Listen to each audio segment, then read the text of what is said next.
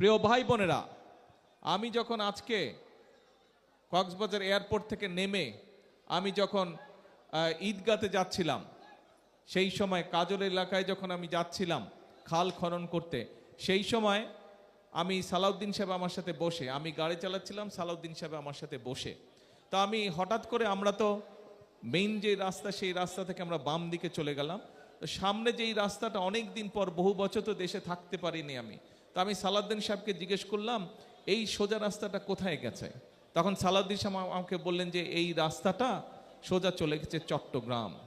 তা আমি তখন তাকে বললাম, এই রাস্তা তো আজকে থেকে 25 বছর, প্রায় 20 বছর 22 বছর আগে আমি যা দেখে গেছি, আজও তো একই রকম রয়ে গেছে, তাহলে এই গত বছরের পরিবর্তন হয়নি?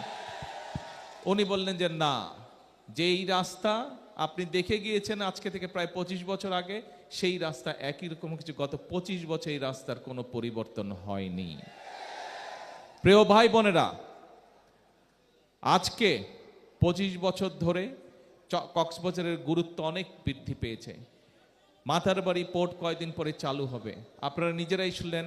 বর্তমান সরকার, যেই সরকারকে আপনারা নির্বাচিত করেছেন, সেই সরকার মাতারবাড়ি থেকে শুরু করে ভিতরে যেই রাস্তাটা, কি নাম এই রাস্তাটা, যেটা এই যেটা আমরা একনেকে পাশ করলাম মাতামরি থেকে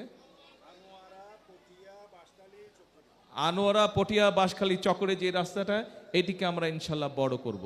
কিন্তু আমার কাছে মনে হয়েছে এই যে সামনে দিয়ে সোজা যে রাস্তাটি, এটি অত্যন্ত গুরুত্বপূর্ণ। এই রাস্তাটিও আগামী দিনে এই অঞ্চলের অর্থনৈতিক উন্নয়নের জন্য এই রাস্তাটি অন্তত পক্ষে 4 থেকে 6 লেন হওয়া উচিত।